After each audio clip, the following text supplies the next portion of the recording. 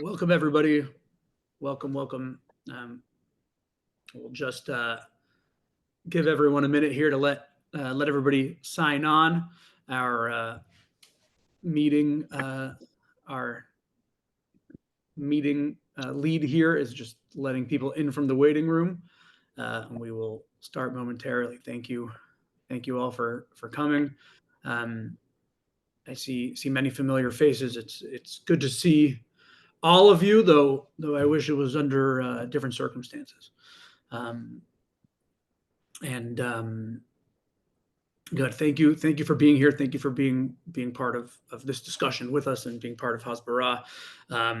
We have Patrick here with us, who will be our speaker, and I'll have you just share your experiences in a minute, Patrick, and we'll at the end just open up for questions here, and to all the students, HBAR Fellows, future HBAR Fellows, other students, if you're with us, we will be staying on as well. There's no our session will there. These sessions are always an hour long. We won't be closing the Zoom room. Anyone who wants to stay and discuss, whether it's just for support or about what's going on your campus, we're here, and our staff will stay on. And depending on how many we have, we could break out into breakout rooms as well. So thank you all for being here.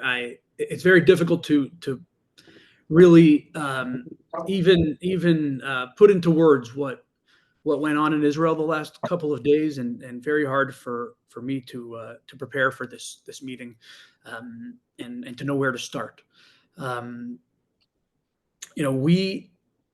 Those of us who I think all of us in this room have known for years who Hamas is, and we've understood what Israel's neighbors are capable of.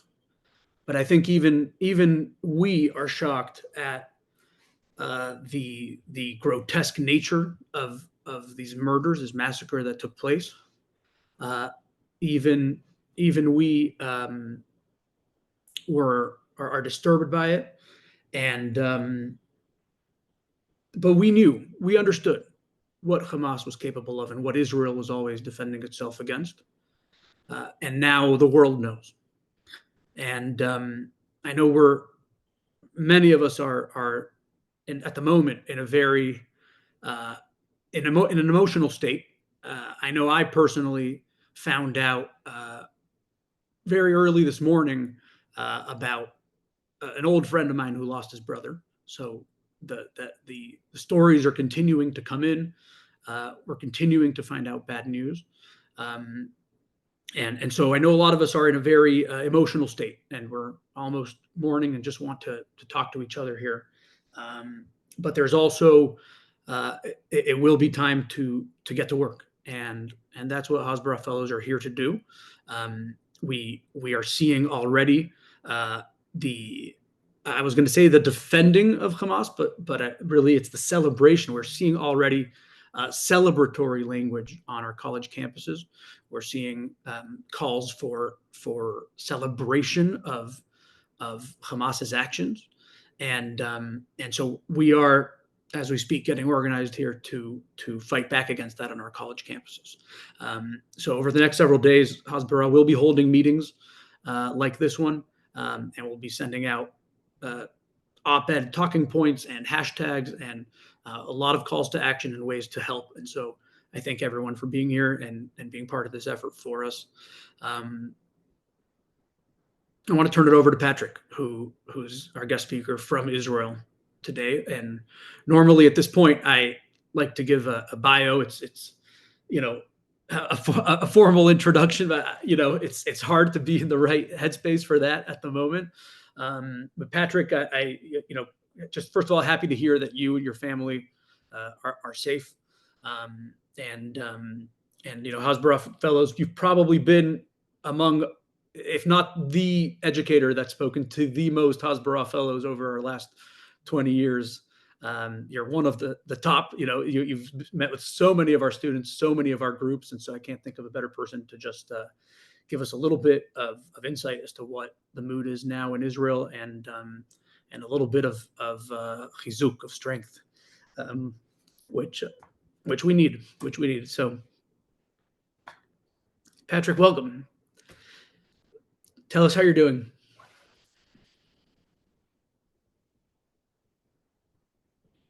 And Patrick, I think you are muted. Sorry. Thank you.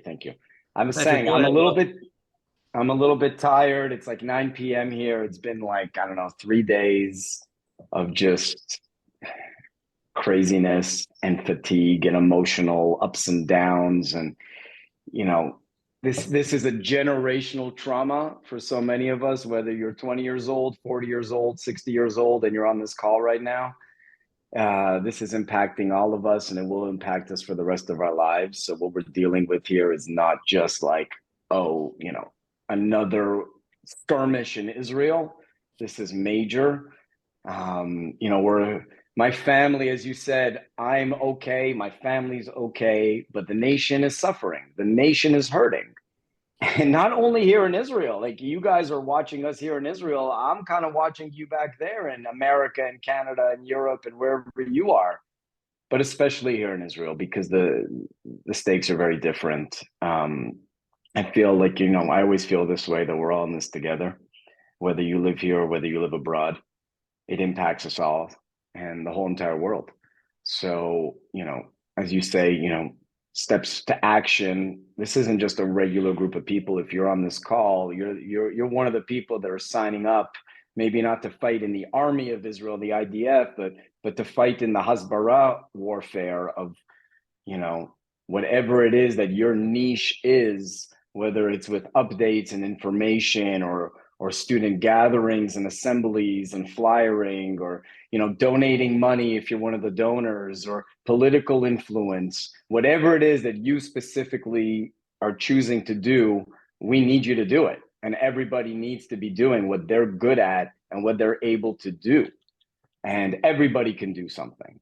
I'm even from, what I'm kind of like putting out there just in a kind of esoteric kind of way is that people are very afraid right now. There's a lot of anxiety and nervousness and fear.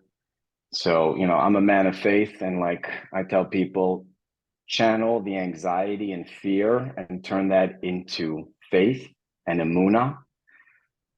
That's healthier. And channel that anger and rage that we all feel into acts of kindness and charity, because that's what we need right now. And whatever you can do to help someone, whether it's in Israel or where you live, even a complete stranger not related to this conflict, like just to bring that energy down into the world a little bit. I don't want to sound, but it's true. Like that's what our people, that's what's going to like kind of start to, get through the suffering and pain that we all really feel. I mean, this is hitting very different. Patrick, can tell us a little bit, just your experience during the first couple of days of this war. Well, I think like everybody, I went to bed Friday night. It was the end of the high holidays, Sukkot, Simchat Torah. Whether you're religious or not, like this is the month-long period of holidays in the Jewish world, and especially here in Israel. So I work as a tour guide here in Israel and as like a travel agent. So I normally don't work on Sukkot and Chol HaMoed. I like to be with my kids and be on vacation. But this year we kind of had like a long one. And, after coming out of COVID, you got to work when you can work. So I ended up working on Sukkot, and it was amazing. I was actually touring with like a religious Jewish family from Brooklyn, which I don't really do that often, but it was really nice actually. And so I came into like Shabbat and feeling good, and everything felt good, and woke up Saturday morning with texts and phone calls from abroad going, you better check the news. And everything changed in that moment. It is in a way like that 9/11 feeling. Some of you didn't live through 9/11. If you're in college right now, if you're in your like early 20s, I was in university in my early 20s during 9/11. And I just remember what a game changer that was for me personally, for the world, for Israel, for America. And these are times where they're thrust on us. Like we didn't choose this, it's choosing us.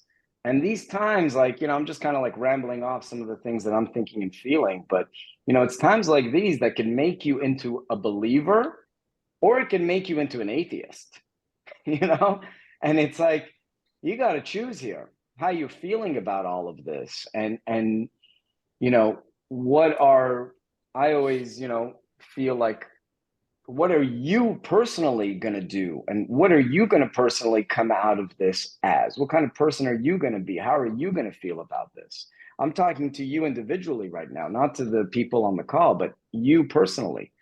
And those are the choices that we have to make and decide how we feel about, the pain and suffering, how we feel connected or disconnected from it, to push ourselves. Like, Israel is suffering right now. People are very concerned, but I got to tell you, morale is high. Okay. The morale is high here. It's unbelievable. If you're in Israel right now, you know what I'm talking about. Or if you've been in Israel in situations like this, how the people come together. I see a lot of calls of like unity. I don't know if it's really unity. I think it's more like, we just need to take care of each other and help each other out, and whatever we can do to do something, we need to do it. I think that's a deeply rooted like Jewish concept in our DNA, and even a human concept. Okay, so we're just, whatever we can do to help somebody. Like, you go to the grocery stores right now, the shelves are empty, not only because people are stocking up, but also because they're buying so much to be sending to the soldiers. 300,000 soldiers have been called up. That's can you imagine where you live, Ellie, in San Diego, or if you're in New Jersey right now, like your entire neighborhood, the 20-year-olds, the 30-year-olds, and the 40-year-olds, mostly men, but also women, going to service? You can't imagine that. You cannot imagine that, like what it does to the whole community and to the whole nation. And so, the fact that we mobilize the troops like that, the ones that are being sent to the Gaza frontier area, well, somebody's got to take their spots that are up in the bases on the Golan Heights. And as the conflict is spreading to the northern border, and we still have to watch Jerusalem and the Egyptian border and the Jordanian outpost, like, come on. It's like everybody's doing something right now. Even as you drive into my city, Modi'in, I live in like central Israel, kind of right near the airport between Jerusalem and Tel Aviv. You drive into the city, there's patrols there checking cars as they're coming in, which is not normal. Everybody is on the highest alert. Everybody is in the highest concern. We're watching what's going on in and around Gaza, but I don't know about you.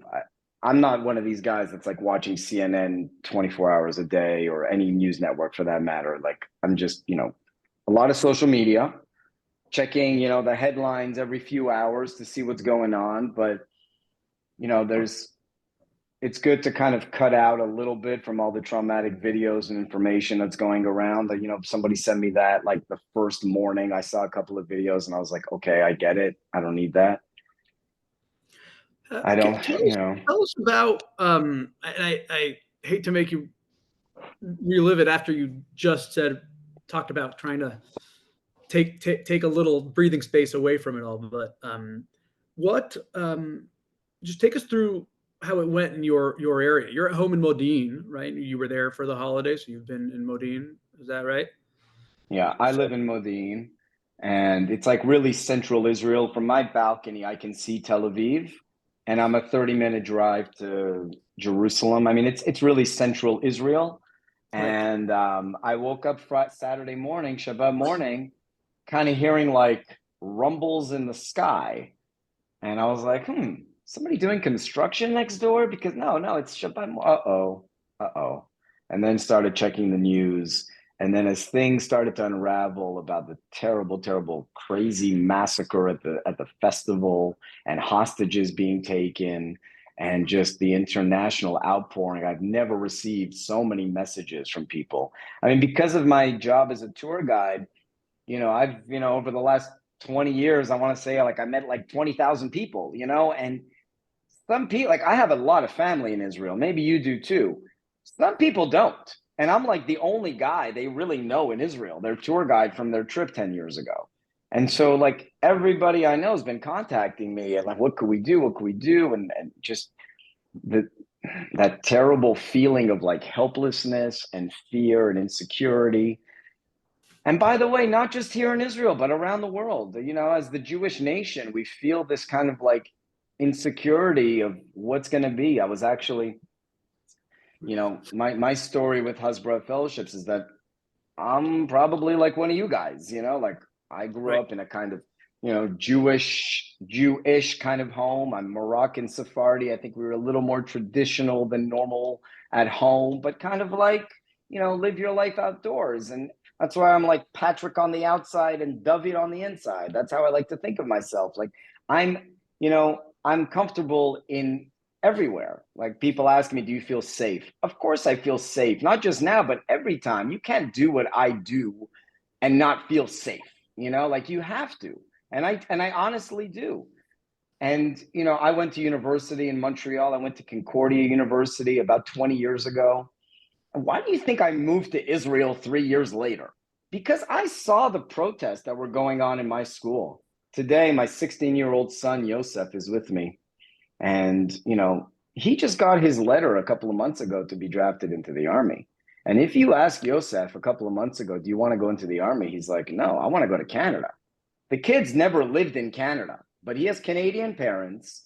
He understands, like we speak English at home. He obviously speaks Hebrew too, but he's like a mixed identity, like me, like many of us, I'm a little bit of this, a little bit of that. And for us to be going through this now together. So one of the things that I did today, which is we watched like kind of the old documentary about Concordia University. And I recommend that if you're, watching stuff, watch Discordia, Discordia, which is about what happened in 2002, about 20 years ago, when Benjamin Netanyahu, who is the prime minister of Israel today, came to give a failed speech at Concordia. And it's really kind of an amazing, I watched it again. It's really amazing because it's like a time capsule. It was before cell phones. It's like a reality show. And you listen to the characters in the movie talk, whether it's the Jewish Hillel activists and like the different avatars, like the kid who went to Hebrew Academy and never really met a non-Jew until he goes to university. Maybe that's you. Or the kid who went to public school and like went to university and is confronted with his identity of Israel and being Jewish and what that means, and hearing like seeing which direction, specifically Canada, more so than the United States, although those winds are shifting as well, depending on where you live, but specifically Canada, where the amount of support for the Palestinians from the Arab community specifically, but also myriads of their supporters, and there are many of them, probably more than there are of us. And I'm like, listen, I can either make a lot of money, buy a big house, and go move to the top of the hill behind a security system, or I can like move to Israel. Like that's like I'm just talking to you candidly, but like that's kind of like how I think. And so I made the move to Israel, and I have no regrets. I have zero regrets. I would rather be here than anywhere else. Actually, a friend of mine who sat next to me in university 20 years ago, this girl I barely know, texted me a couple of weeks ago, I'm coming to Israel for the first time in 25 years. So I texted her today. I'm like, how you doing? Welcome to Israel, She's like, yeah, before the last few days I came here and I was like, hey, maybe I'll move to Israel. I'm like, did that change? If anything, you should feel even more like that now. Because if you don't feel like that, then get on a plane and go back home, because this isn't home. Because if this is your home, you're going to defend your home. You're going to support your home, right? And like we are in this kind of like we're engaged in this battle, and Patrick, there are a lot of If I can interrupt with a personal question here, just because I've just written down many questions after what you said here, and I want to open it up to everyone as well. But I don't know if you're prepared to answer this now in front of everyone, but we're all family. But what do you say to Yosef when he says, "I want to go to Canada"? And Pat, you're muted for some reason when I spoke. Let's try to unmute you here. Got back. Yeah. What do I say to Yosef? Well, first of all, I say I understand you, because I'm also like my mom still calls me from Montreal, honey, when are you coming back? and I'm the kid who also like picked up and rejected in a way my society and my upbringing and did lech lecha. All right. So if you're in tune with like the biblical speak, like Abraham leaving his homeland and going to the land of Israel, like I did that, So when my son says, well, I'm rejecting, I'm like, I get you. I wish he didn't feel that way, but I get it. But go check it out for yourself. I have a feeling you'll probably come back to Israel. And by the way, as things are progressing here with all of this, I'm actually in a way glad my kids are going through this because it's reality, and I don't want to keep them sheltered. I want them to, just like I and you have been and are going through these emotions about Israel and what it means to us and how far am I really prepared to go to defend this country, like how far, like how much do I really mean it? And there's different degrees, but I think those are questions that either you're going to ask or you're going to be forced to ask. And this is a moment right now where we're being forced to ask it. I was just driving in the car earlier, helping a couple of 20-year-old girls that are in Israel on like a seminary program. They had to go back. Their SEM was like shut down. They need to go get some things. It was like an hour drive. I went to bring them. And I hear her talking to like her 6-year-old nephew in the States on the phone. And he's like, how are you driving on the streets? Aren't there rockets and bombs? Are you safe? He's asking all these like really like kind of innocent questions that a child would ask. And, in a way, like you lose your innocence. And my children are losing their innocence. Obviously, I don't want my son to be, I don't want to bring it up. Because you're all seeing the videos and, the 6 degrees of separation. In Israel, there isn't 6 degrees of separation. There's 1 or 2 degrees of separation. Like if you don't know somebody who, a fallen soldier in the last few days, you know somebody who knows somebody. And that's really, really fucked up. Sorry for that language, but it's like really messed up. When you see a picture of somebody you recognize and maybe grew up with or is like a loved one of a loved one, and it hits different. You become, like I said, you either become a believer or an atheist. I became a believer, like, but I understand the atheist too. I'm not posing any judgments. I'm just saying, like, it's pushing us into a position. Patrick, I appreciate you just being so raw and kind of honest with us here on all this. I think one of the points I just I've been telling the HBAR fellows over the last couple of days here is it's very difficult to focus on the specific atrocities that have been carried out. It's extremely difficult to even talk about it, and it's even more difficult to look at those videos of the hostages and so forth. I think as time goes on, we're going to have to describe them, and we're going to have to tell them in story form. We're already seeing the Students for Justice in Palestine and so many others coming out to defend Hamas, and to my surprise, they're not even equivocating, right? It's not the language of, oh, you've got to understand.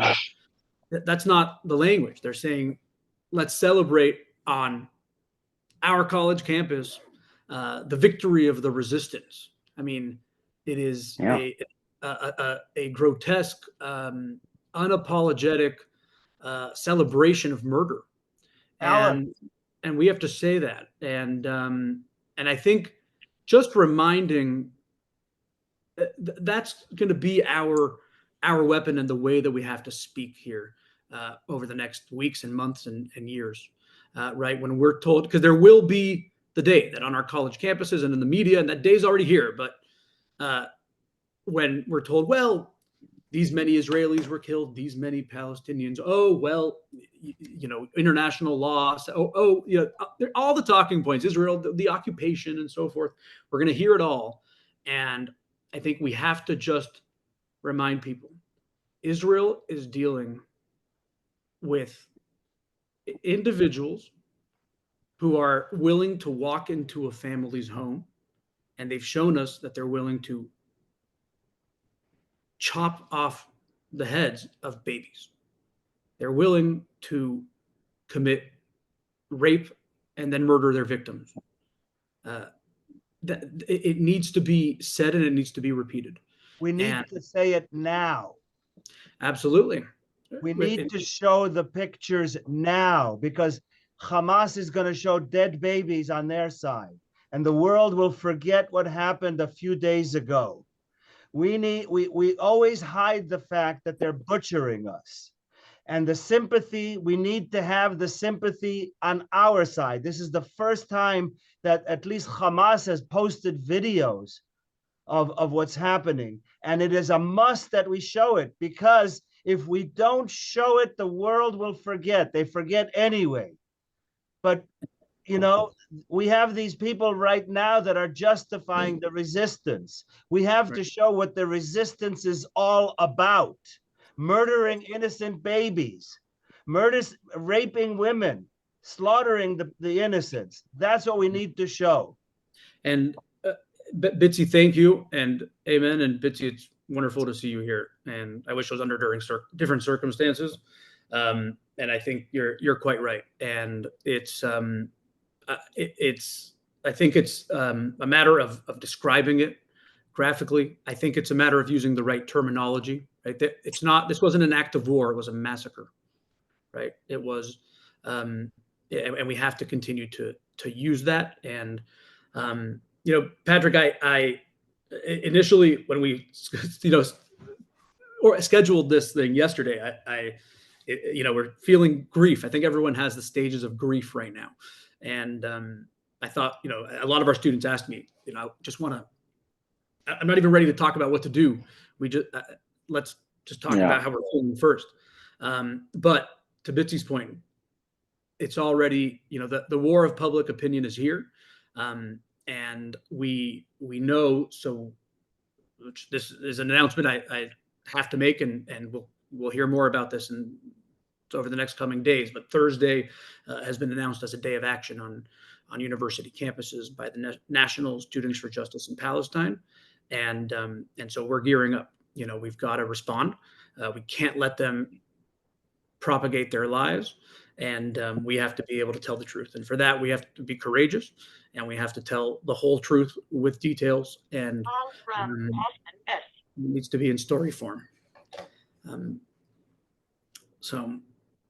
Because I think there's a few different stories that need to be told, and you can choose the one that speaks to you, but there are different stories that need to be told. First of all, I think we need to recognize that with the Palestinians, and to a bigger degree, the Arab world in general, a third of humanity, by the way, and probably the majority of, like, let's say Canada at this point on like certain campuses, or maybe your campus, like, we're just telling different stories, right? So like, there are different perspectives. We are not going to sympathize for each other. They will certainly not sympathize for us. We are more likely to sympathize for them than they are for us. Then there is the story that we tell ourselves, and we want to tell the people who are willing to listen. Okay. And depending on which campuses or communities or social media feeds you're on, you need to choose that story. For some of you, it might be the butchered babies. Okay. For some of you, it might be, the fallen soldiers. It might be, the mothers and families who live and are fighting to survive, like on the border communities. It might be your own personal story about your commitment and your family. Whatever it is, you have to kind of like think of your story, and not just a story, but like a factual. We're not just, trying to sell stories here. We're trying to sell information and give off our personal experience and information here to, especially in America, okay? America is a country, it's a democracy. It is a country that can be, that public opinion can and must be shaped, because it influences the politicians and the decisions. So we each have a responsibility from the grassroots level all the way up on high to continue to tell our story. The battle lines are drawn. Like, which side of the street are you on? And then like, this is a war. This is a war. And this is what happens in the war. You know, I always say, especially on my tours, I ask people, especially Jewish people, I go, let me ask you a question. Israel and the Arabs, Israel and the Palestinians, are we at war? And people are like, no, we're not at war. Well, okay. But if you ask like most of the Arab Muslim world, are you at war with Israel? I think they would say yes. Now, if you're at war, the objective of the war is to kill as much of the other side as possible. If you're not in a war, if you're in a policing situation that Israel often sees itself in, then the objective is not to kill the other side, is to bring the other side to justice or at least defend yourself. So when we kill the other side, naturally, we feel a certain amount of guilt. Whereas where they kill the other side, they naturally feel victory. What are you going to do about that? What can we do about that? Well, I choose to continue to tell my story to the people who are willing to listen. And let's see who wins this war, you know? And I believe we will, because we're on the right side of history. And we are also, how does a war end? A war either ends with some kind of surrender or some kind of peace agreement. I don't think this is happening, okay? Especially with the Gaza situation. This isn't about conflict resolution. It's about conflict management. Can we resolve this conflict? Honestly, I think that ship has sailed a long time ago. I was speaking to somebody today. He was like, history didn't start a year ago. History didn't start 15 years ago in 2005. History didn't start at 75. You know, like, there's a history here. Can we resolve this conflict? Unlikely. Because we're in a situation, especially if you're a lawyer, I know some of you are, you know, the two sides are not coming to terms here. We're not coming to terms. So can we resolve the conflict? Unlike, can we manage the conflict in a way where we're not killing each other and we're like, you know, building a mutual society and like not doing the horrific acts that we've seen over the last few days? I used to say, yes, we can manage the conflict. Now I'm feeling like, you know, we just took a big blow. But I'm still, and I always will be, positive and hopeful. And I think that's why Ellie invited me on this call and why people want to have me talk. Because, you know, if you want to have the guy who's, you know, in the bunker or in full despair, that's not me. There are people who can speak on that, in that vein. I don't speak that way. I believe to be a Jew is to be someone who's hopeful, who suffers and comes out of that suffering. That hard times make hard people.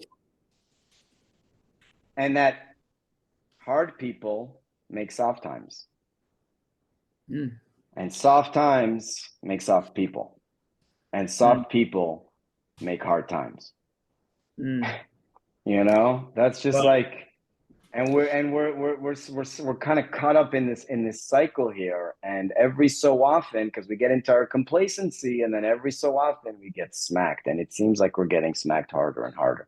Again, I'm not even touching on the whole regional thing. Like, I don't worry, you know, the whole like Iran, Saudi Arabia, Turkey, America, Russia, like how, you know, many of you, again, we're not on this platform today for like informational updates or even venting, you know, like we're here not to preach to the choir, but for choir practice, you know, that like you guys are, if you're on this call right now, you know, if each of you can influence one person, 10 people, 100 people, 1,000 people, 10,000 people, and today with social media, and, you know, especially the younger ones in the group here, because there's no more like, you know, it's all social media. You can influence millions of people, okay? And there's nothing better than you talking with your perspective and being you and yourself.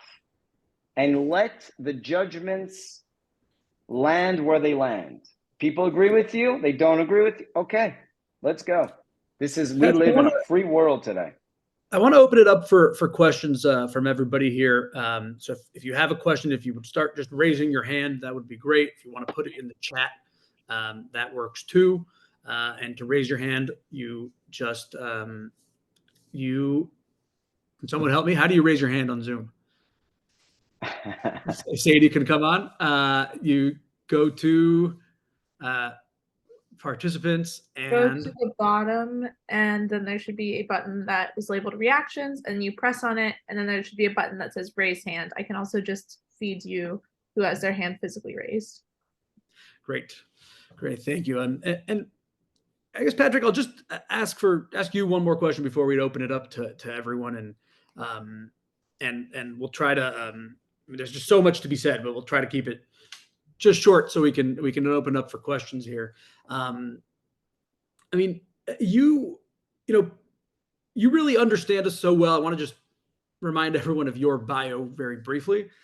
You were president of Hillel at Concordia University in 2001.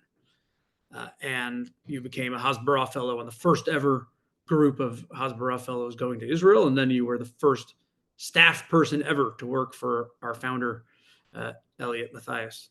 And Pat, you're muted for some reason. When I talk, you get muted, but you can just unmute yourself here.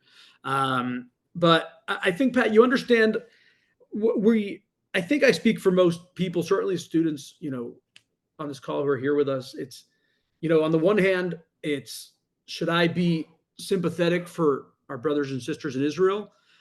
Or should I be worried about my own college campus here? And obviously the answer is both.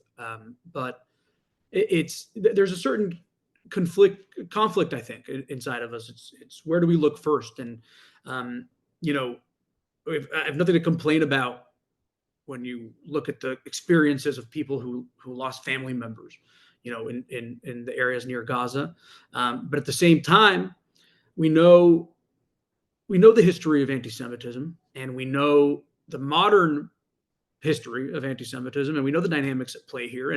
And look, my daughter's school here in America has a Jewish school, of course, has a police car out in front of it today, right? And so we're all connected. There's a police car in front of it. We were in a discussion last night with the parents and the school staff, almost arguing with. I mean, we're all on the same page and we all love each other and all that, but it's like everyone's on edge. How are you going to keep the school safe? And so, I think you understand where so many of us are coming from, Patrick. And it's if you can just speak to that a little bit. I mean, how do we find the balance, between supporting Israel, supporting our own communities against anti-Semitism? And you'll have to unmute yourself.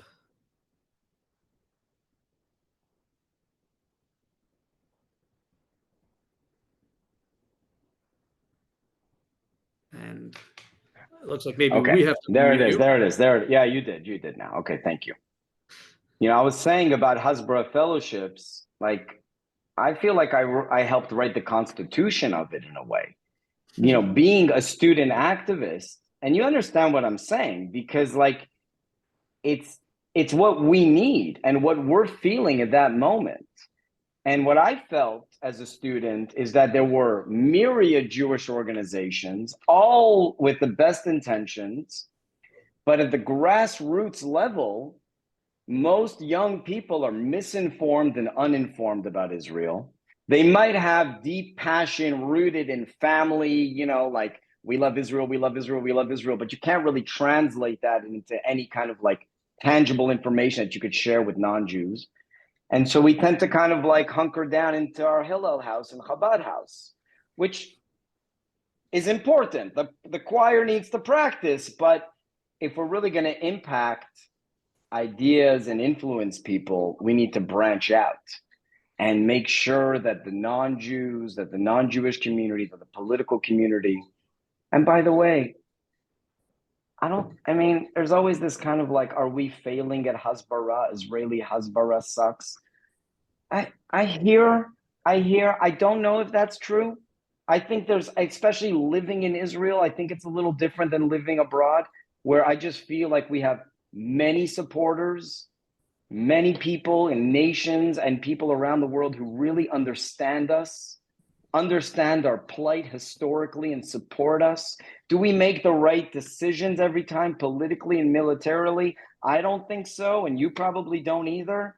We're in a tough place here. It's not always clear what the right thing to do is. Your question about do we support Israel or do we like focus in on our campuses and our communities? I mean, again, just in my life, I came to study a little bit in yeshiva, and I've sat at the feet of, many people wiser than me to learn my own answers to questions like that. And I believe the right Jewish answer is that you start by working and changing yourself individually, defining what's important to you and your values and what you're willing to die for and what you're willing to live for. And then you influence your family and your community and the place where you live on your way to trying to change the world. But you don't go from 0 to 100. You got to climb through it. And as much as you want to be here helping Israel, we need you there, making sure that your campuses are secure ideologically and that your communities are safe and that people are getting the messages they need to be getting so they can make informed decisions about this conflict. And they're hearing it from the other side. So we need to be delivering the messages as well. Let's take some questions and get everyone involved in the discussion here. I'll just start with the ones here in the chat, which one of them, and we actually, I'll ask you, Patrick, to see if you have any thoughts on this. It might be too early to tell, but I think on a lot of people's mind is what happened with Israel's defenses. What happened with the intelligence network? How did this happen? Brother, we're all asking that question. Okay, every news outlet, every podcast, every Israeli, every Arab, come on, what are you talking about? How many times have you and I been I was supposed to be on that Gaza border community, Netiv HaSara, on Monday with a group of Jewish women on a tour to learn about resilience and Zionism. Last year, I was taken with a group of men from Philadelphia on a tour of the border fence and all the mounted machine guns and drones. And I'm waxing poetic about how comforting it is to have these incredible defenses. And you're going to tell me that they just rolled over that? And, if you're just be researching this stuff, all these deep state conspiracy theories and stuff coming out, because it's so kind of unreasonable to us that we could allow this to happen, that I'm not, it's not the time to kind of pin blame. I don't want to be that guy or that girl being in that room having to make those decisions. I don't bear the brunt of that responsibility for the nation's safety. So I certainly don't want to judge, but come on, you tell me how something like that could ever happen. There will be a time to the prime minister. There will be a reckoning. There will be a reckoning. It will come. The time will come to investigate and pinpoint exactly what went wrong. I thought that might be your answer, Pat, but I wanted to ask it, and too early to tell. But I'm sure Israel will have very specific answers, very thorough answers, and hopefully prevent anything like this from ever happening again. I mentioned earlier the regional dilemmas with Iran, the state sponsor of terrorism, what they could have been involved with. Everybody knows the $6 billion they just received, the Saudi deal that's about to happen, the terrible, terrible political disunity that we have had in Israel for the last year, of hundreds of thousands of people pouring out to the streets against our own government. I mean, it's just it's not good. It's not good. We've weakened ourselves, and I think we were. I don't want to say if we were caught off guard, but I think we were caught in a time of big weakness. Right. And Patrick, what have you heard from people going up in the reserves now? Which how are they? From a couple of people I've spoken to, they don't really know where they're going. There are reservists headed towards the Lebanon border, others towards Gaza. And is there? I know both. I know reservists. I mean, everybody's basically been called up at this point. I did not serve in the IDF. I came here. That was like kind of a little bit beyond me, like by the time I was 18, 19, I wasn't thinking of coming to the Israeli army. It wasn't close to being on my radar. But in my 20s, moving to Israel, I did have kind of that choice. Do I take that like road towards the IDF, or do I take that road towards what I've been doing now, which is the road obviously I took? So I know many people who are in reserves. It is, if the soldiers are going to Gaza and the area around Gaza, well, the positions they're leaving have to be filled by somebody. So, it's like I just drove now along one of the highways, and there were so many cars parked out on the highway. And we were looking at each other like, what are these cars doing here? And we realized that it was an army base. I'm talking about hundreds of vehicles, because the parking lot of the base was overrun with cars. They were just parked on the side, on the shoulder of the highway. This is Israel. This is Israel. Okay, people stepping up, people, we're an army of the people. We're an army of the people. It's this. It's our sons, our daughters, our fathers, our aunts, our uncles, our mothers.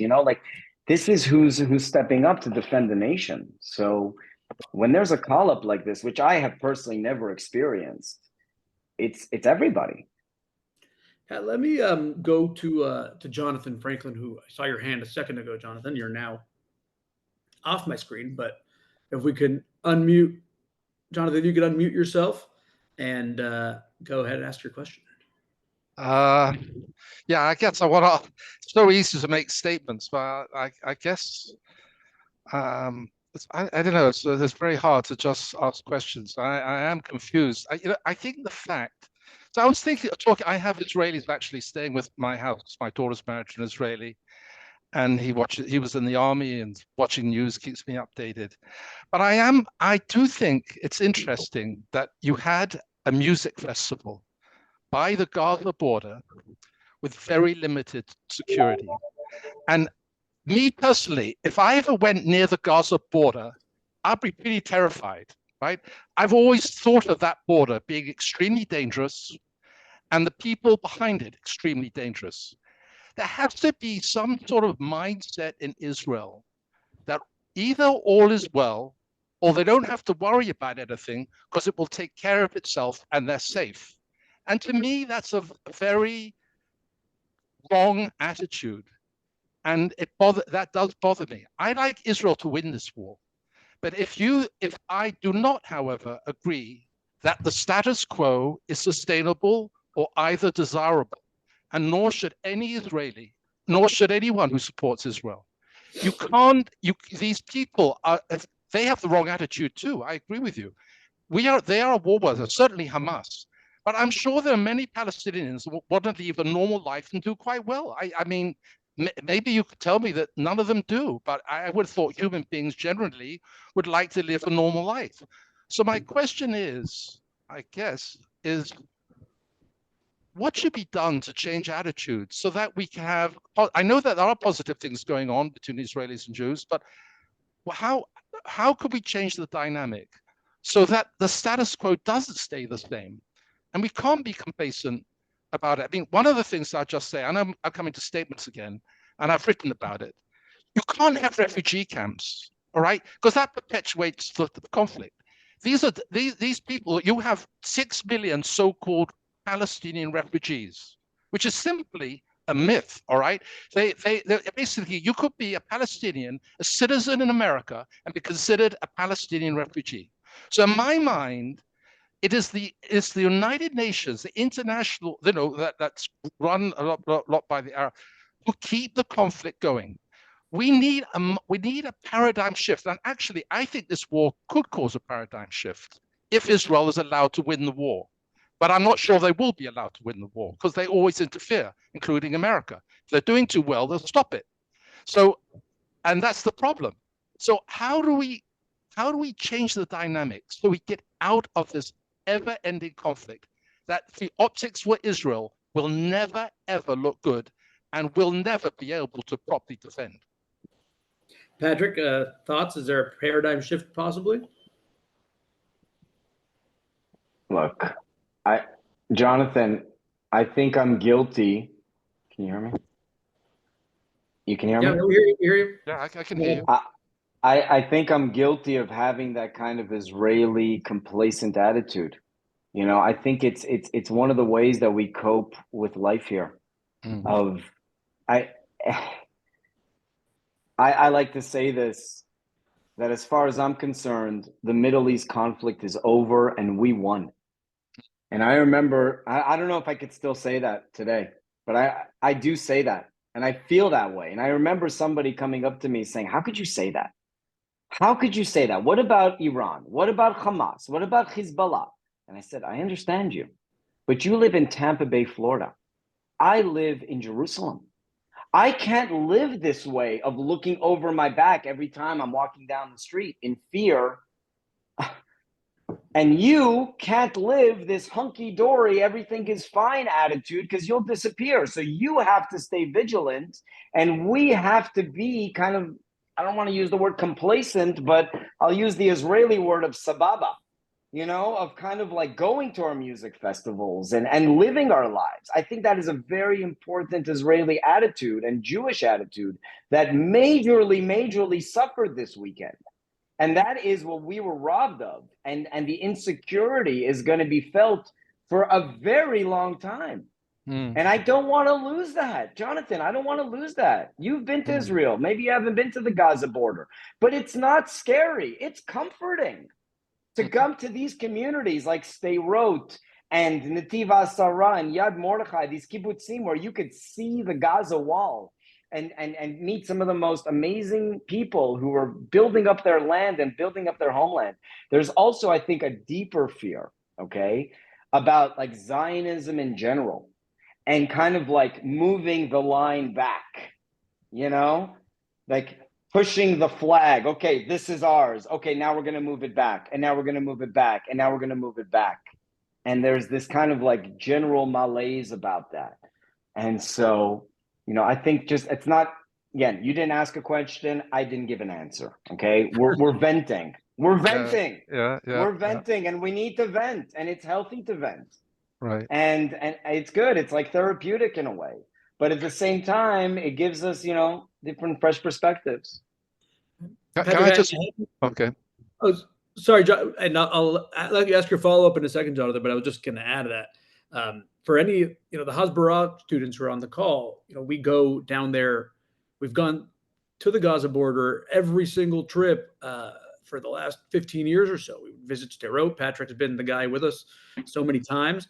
I see on my screen, I see Chloe shaking her head or nodding there because you were there with us. And it's you know, we visit bomb shelters. It's important to be able to tell that story on campus and say I was in a bomb shelter, and that's an important thing. But we also have lunch at that grandmother's restaurant, who I hope is safe, who Patrick may probably could tell us her name maybe, or that, which is escaping me at the moment, but it's one of the many stops we make, right? And you know, meaning we also have a nice time, and being next to the Gaza border was not a scary thing, right? You know, obviously in times of war, it had more rockets than any other really location in Israel. But during the more calm times, we meet people there. We used to meet the Chabad rabbi in Sderot, and who built one of the first indoor playgrounds under a bomb shelter for children. Right? We'd visit with him. We'd have lunch. We'd have, you know, and so just it's shocking, and to those who haven't been to that part of Israel, the young people that were at that outdoor concert, I'm sure never crossed their mind that they're going to a danger zone. You know, it's the Israeli psyche. That wasn't it wasn't like going to I don't know, the Lebanon border during 2006. Oh, It wasn't that, in anybody's mind. Sorry, Jonathan, I'll let you ask your follow up. Just my last point. So I do interfaith stuff, and we've got a couple of Muslims who are active in the group, and they don't really express shame, although nobody likes to see innocents killed. But these are murders. This is a grotesque thing that happened. But so he sends me an article from Haaretz. That's very self-critical of Israel in a way. And all I could say, all I'm saying is that I understand the psychology of what you expressed, what the speaker just expressed, but I don't think that's going to be helpful in the long term. The situation has to change now, and I don't think Israel can solve it alone either. It needs to have other countries, that we're making peace now with, Saudi Arabia could be a game changer, but the Arabs have to help. It might mean that some of these Palestinians move, to other countries. I don't know. But you can't pretend that there's something not wrong. So I'm hopeful that there will be a paradigm shift from this war, and there will be a change on the ground, because I'm not proud of the situation. No one will ever agree that there should be military rule over anybody. It doesn't matter why it's happening. The optics will never look good, and we will never be able to justify it at the end of the day. We might have to do it with security, but the optics are terrible. So I'm just hopeful that out of this, something good will come. Let's, if we could ask our just last two questions here in rapid fire mode, and we'll break. I did promised everyone we'll stay on after the official end of this session. We want to keep it to 1 hour. For anyone who wants to stick around, HBAR staff will be sticking around too. But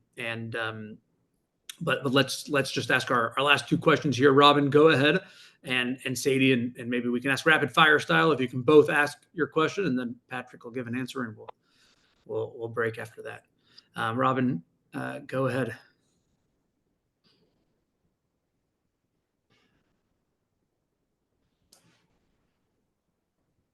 Okay, maybe while Robin. No, I first just got the ability to unmute. So okay, there we go. Go ahead, Robin. Thank you. Yeah, which I put in the chat was, when did you say was this date when the students, Palestinian students, the supporters of Hamas are planning demonstrations on the campuses? Thursday. So, okay, thank you. And so that was my question. I know you're tight on time. I won't say anything else. Thank you.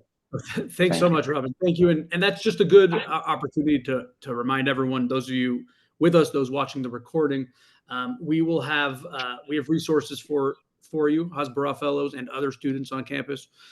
We have micro grants for the events that you will plan in response to that. We have micro grants for vigils and rallies and things that you're planning that aren't in response to that. We have op-ed writers ready to go as well to help you edit your op-eds for your campus papers. We'll be sending out hashtags so we can all be united with our messaging. And just a reminder that we're here for you. We're here for you, and we're in this together. Patrick, I want to thank you. If there are any last thoughts, please, I'll let you wrap it up, Pat. Although before I do, I just want to thank everybody again for joining. I see so many of our students here on the call. I see our alumni who've graduated college, and you're making the time to be here. And I see our donor network who dedicate so much of your time and resources as volunteers here to make this possible. And I want to thank you. Thank everybody for being here together. And these difficult times make me feel even more honored to be able to work on our good work here with all of you. And these are difficult times, but we're all doing what we can. We're not sitting silent, and we're looking to make the world a better place, not only through our thoughts and our prayers, but also through action. And I have faith that ultimately Israel will be victorious, and we will be okay. Patrick, closing thoughts? You know, I could say, I just remember last year I was in California and I was meeting with a friend and his older father who's a Holocaust survivor. And I had just been speaking a little bit to college students in the California school system. And I asked them, I said, you know, you survived the like what's the difference with the anti-Semitism then and the anti-Semitism now? And he said something that I'll never forget. He goes, you know, in those days when the anti-Semites came out, we crossed the street, we ran away. Today, when the anti-Semites come out, we unroll the Israeli flag and we stand proud. You know, I know we're dealing with horrific times and difficult times, but we have an amazing country. We have a beautiful people around the world who love this land and love each other and look out for each other. My message is, yeah, that we will win, to be positive, to increase your participation, whether it's financial or through advocacy or whatever it is, spiritual, to come out of this better than we went into it. I mean, how else can we think? To be depressed and to be doomed and to be defeated? That's not me. And I don't think that's any of you either. So to keep it positive and to keep the fight. I think that's what we're doing here on this call. Thank you. Patrick, thank you. I want to, just before we break, I do have a guest, Rabbi Akiva Weiss, who was going to join us at the beginning. Rabbi Weiss, one of our Hasbara educators, and he is with his Army unit in the IDF at the moment, and he wanted to just come on and give us a few words and just lead us in a one reading of Tehillim here in the Psalms. So Rabbi Weiss, if you're on, I'm told you are, please unmute yourself and I see you. Can we unmute? He's got Hasbara as his screen name there. If there we go. Hi there. All right, please go ahead. Thank you for joining us and tell us No where problem. you are. Where am I? I am in I'm in a base north of Netanya right now, which is essentially a staging area for a lot of different things that are happening. I'm with my Gedud. I'm with my unit. It's a very particular unit. It's comprised of both Miluimnikim, reservists, and also people who are Sadir as a support. It's a very it's an advanced type of unit with lots of different components to it. Actually, 6 different units in one. My friend from when I was in the Army has moved up through the ranks, and he's essentially the commander of the unit. And he's the one who brought me back here. And it's exciting to be here and to help them and to help kind of arrange and get them the things that they need in order to be successful. They're successful even, without the things we're arranging for them. But unfortunately, sometimes our guys don't have all the equipment that they might need or that they could use, I should say. So it's been a real privilege to be able to help them in that way. And we're waiting, for where we're going to be moving next, which we're not really supposed to be talking about. There are constantly conversations that are taking place here where they make sure that everybody's got their phones off because they're not allowed to reveal this information, different information. They're keeping things very, very quiet. We've actually opened up an opportunity, a fund, to be able to fund things directly. And thank God we've been getting some amazing gifts, especially to help try to get, some extra bulletproof vests here and other types of tziyud. There's a lot going on. I'm sure you've all seen it, and a lot of terrible things, unfortunately. But there's also on this side a lot of good things. We see there are hundreds of donations coming in. I'm not talking about money. I'm talking about people just driving up and bringing us food, bringing us things that they think we need, things that they know we need. It's really just it's just an outpouring, and it's a really profound experience, obviously. And every day, people are hearing news about this person and people who they know who are being killed. It's really unreal. It's kind of unbelievable. People don't really. It's hard to kind of wrap your head around what's going on. But nevertheless, we're here. We're moving forward. And that's it. And look, HBAR is amazing. We have a lot of really wonderful students. I'm not sure if any of them are on right now from the the trip that and they are fighting the same battle, very different kind of battle, but it is a battle that is critical.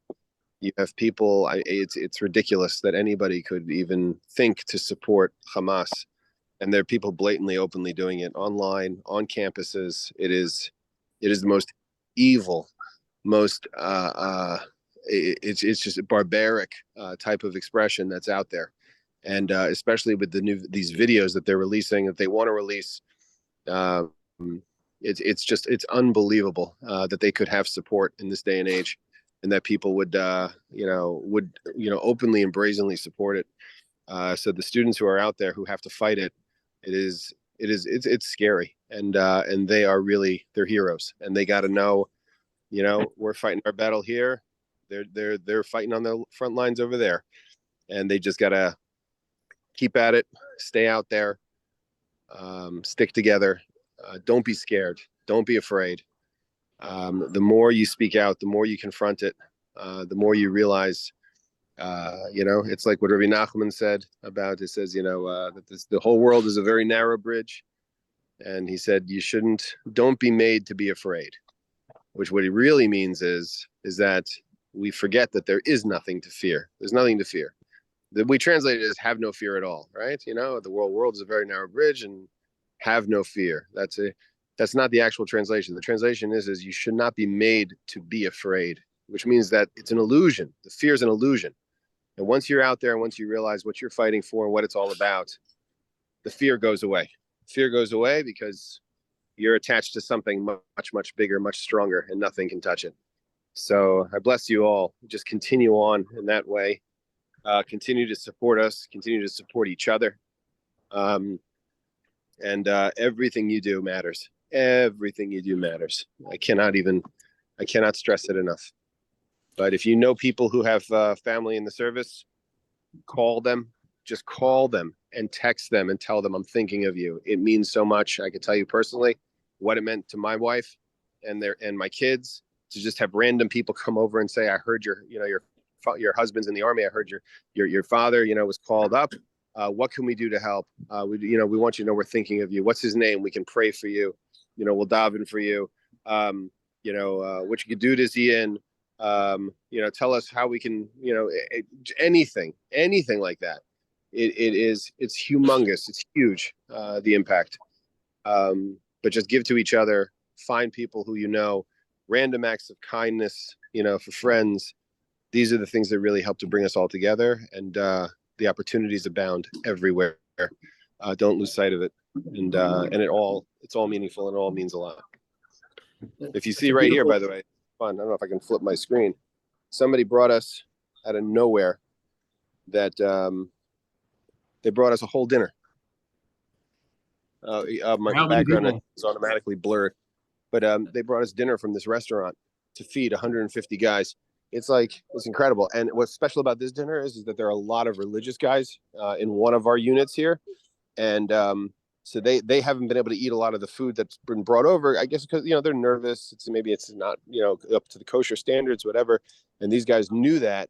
And they came specifically because they knew that, they want to make sure that there's something that everybody can eat and whatever. And everybody just devoured the food. It was so, so good. And, but they drove it all the way up here, for an hour and a half, basically. They brought the food. It's remarkable how people are giving. So keep your chins up. Just help each other. If you can't think of something to do, then go find someone who and just smile at them if you have to and say, how you doing? What do you think of this? Is there anything I can do for you? And one thing will lead to another, and you're going to find yourself just helping and reaching out to other people. And that's really what we need more than anything else.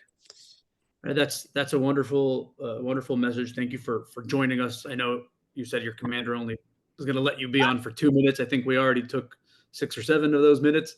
But I just so appreciate it, and coming from you, who knows our students so well. And donate to HBAR. They're a great organization.